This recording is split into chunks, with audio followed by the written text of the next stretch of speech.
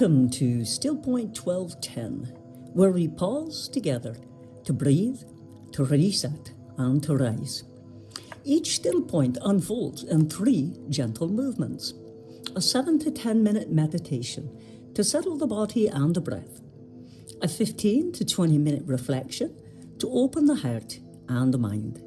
And a 5-minute moment of thankfulness to carry you through the rest of your day. You're invited to stay for the whole journey or to join us for just one part. There's no right way to be here, only your way. This is your time to breathe, reset, and to rise. Hi, I'm Sharon, Campbell-Rayment, and in this Still Point session, we focus on Epiphany as inner illumination, the light that does not force its way in, but gently awakens within us, naming us beloved and guiding us forward from the inside out. Let's begin by arriving. If you're seated, allow your feet to rest on the floor. If you're standing or walking, simply notice your body as it does.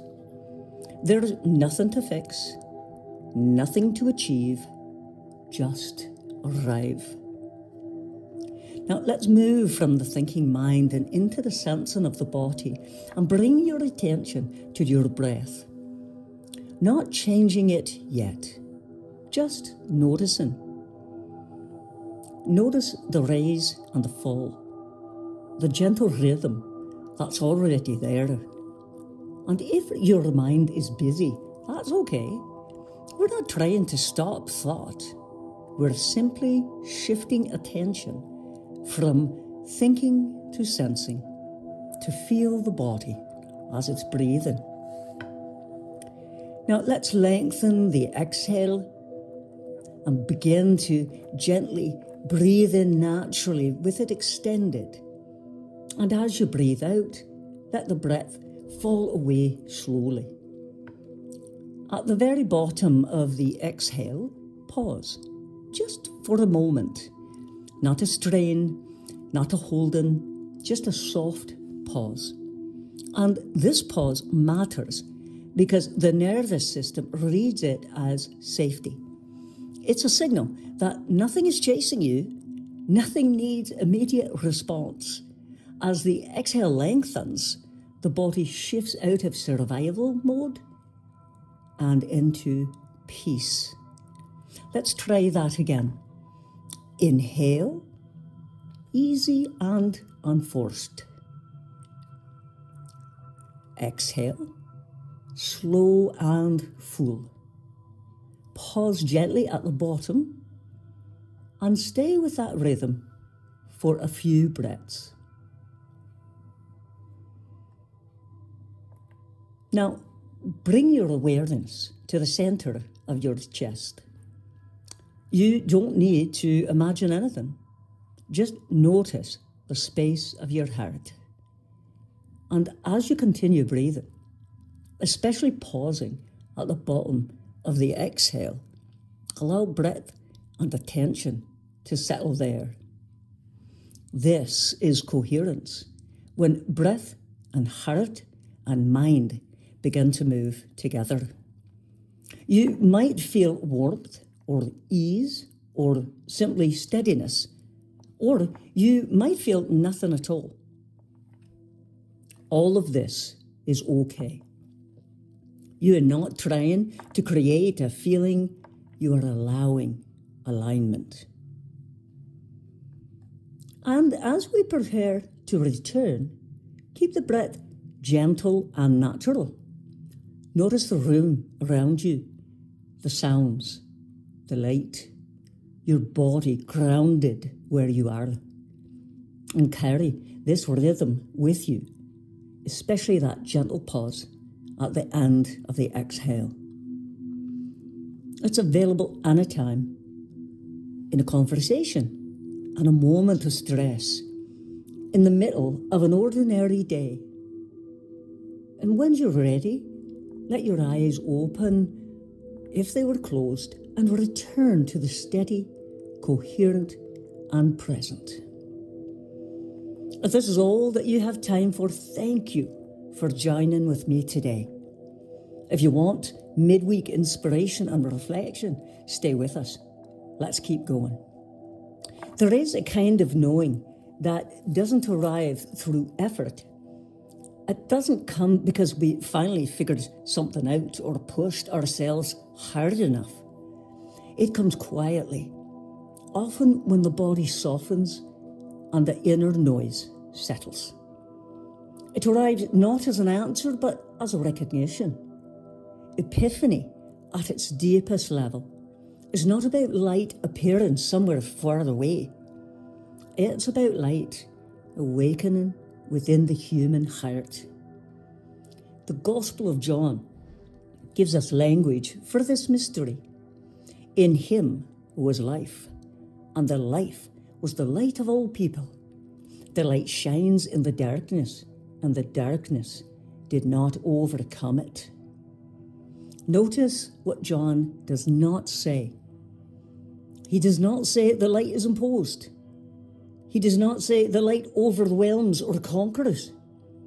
He shines and says it shines steadily, faithfully, even when darkness is present. This is not a story about overpowering darkness. It is a story about indwelling light. That same pattern appears at the baptism of Jesus. Jesus enters the water alongside everyone else.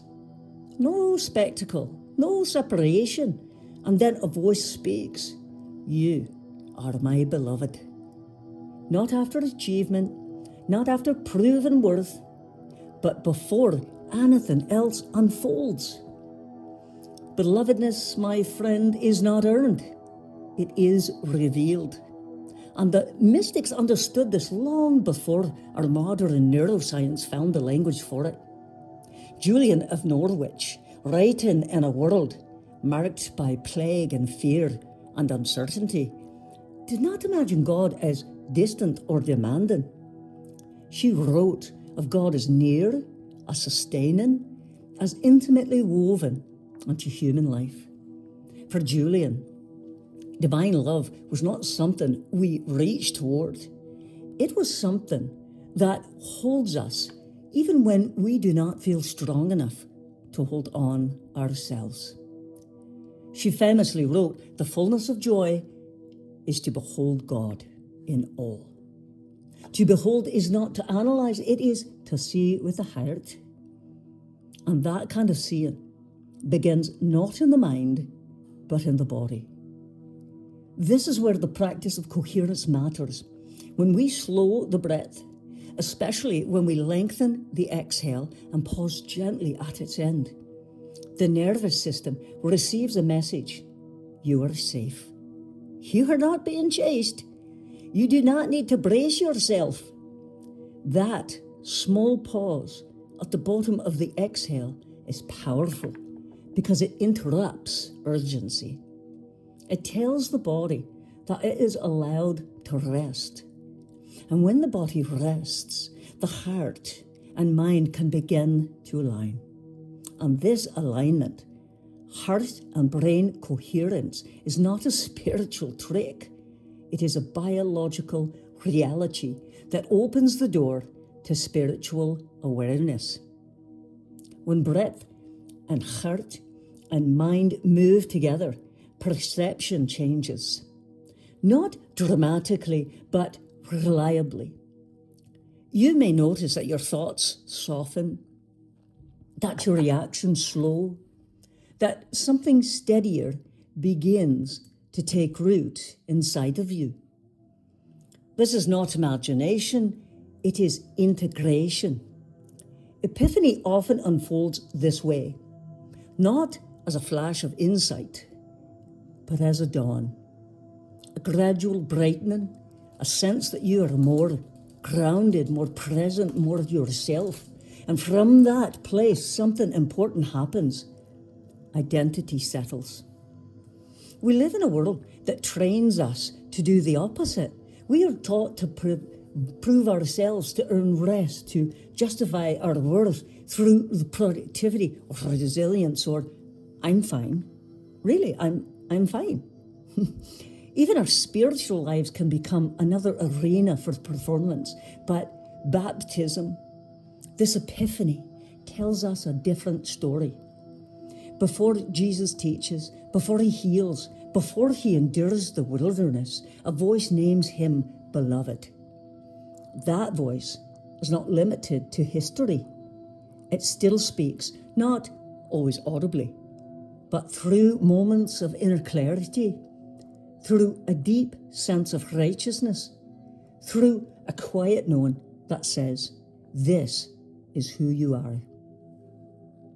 In everyday life, that knowing might show up as a boundary you finally honour, as a truth you stop arguing with, as a sense of peace that arrives without explanation, as a decision that feels settled rather than forced.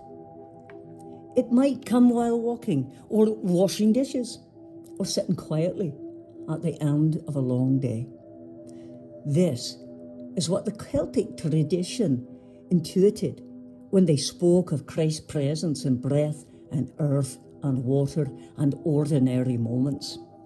Christ was not confined to holy spaces.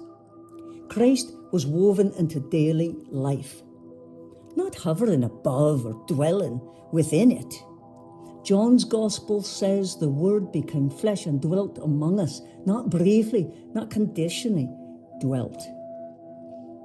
And if Christ dwells among us, then illumination is not rare. It is relational, and it arises as we learn to inhabit our own lives more fully. This is where the practice you've just experienced matters beyond this moment.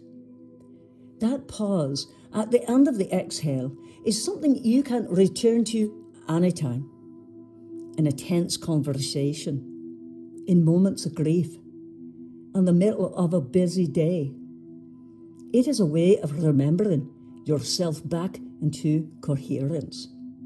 From that place, life does not suddenly become easy, but it becomes more grounded, more honest, more compassionate.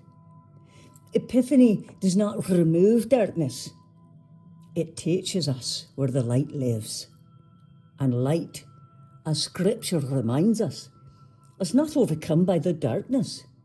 It is not erased by uncertainty. It does not disappear when life is hard. It continues to shine. Perhaps the invitation of this still point is simple. Not to seek clarity somewhere else, not to push yourself towards certainty, but to notice the light that is already awakening within you, quietly, steadily, faithfully, and to trust that this light, named beloved, as the waters of baptism stream over, this is enough to guide you forward, one breath at a time. As we come to the close of this still point, we turn our attention toward faithfulness, not as a task, but as a quiet way of noticing what is already present. You do not need to search for something big or impressive. Thankfulness often lives in small, steady places. You might begin by noticing your breath, the simple fact that it has been breathing you through this pause.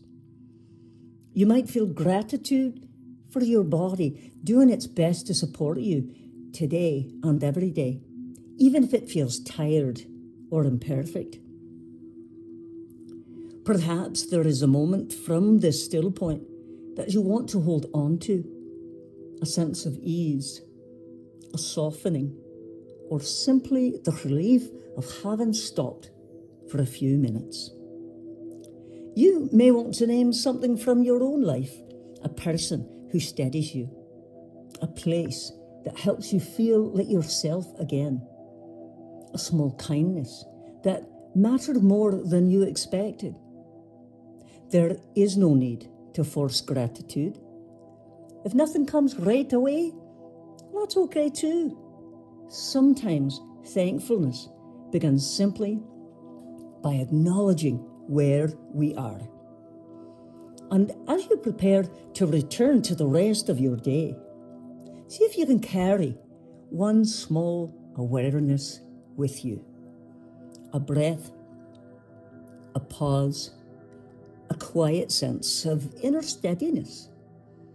And let thankfulness be something you take with you, not something you complete here. And as you go, may you remember that the light you noticed in this still point is not something you have to leave behind. It travels with you into conversations, into decisions, and into the ordinary moments that make up the rest of your day. And repeat often throughout your day as a mantra. The light is already here. My friend, if this still point has been helpful for you, you may know someone who could use a pause like this too. Feel free to share Still Point 1210 with a friend, with a colleague, or someone who feels a little overwhelmed right now. It's a gentle space, no fixing, no pressure, just time to breathe, reset, and rise together. Sometimes the most meaningful gift is simply letting someone know they're not alone. Thank you for helping to widen this circle. As we come to the close, take one more gentle breath. Notice how your body feels now compared to when you first arrived. There is nothing to hold on to, just an awareness you can carry with you until the rest of your day. And remember, my friend, to breathe, reset, and rise. Until next time, walk gently, listen deeply, speak gently, and receive the world with an open heart and a ready smile. Banak Jarut, may God be with you. God bless.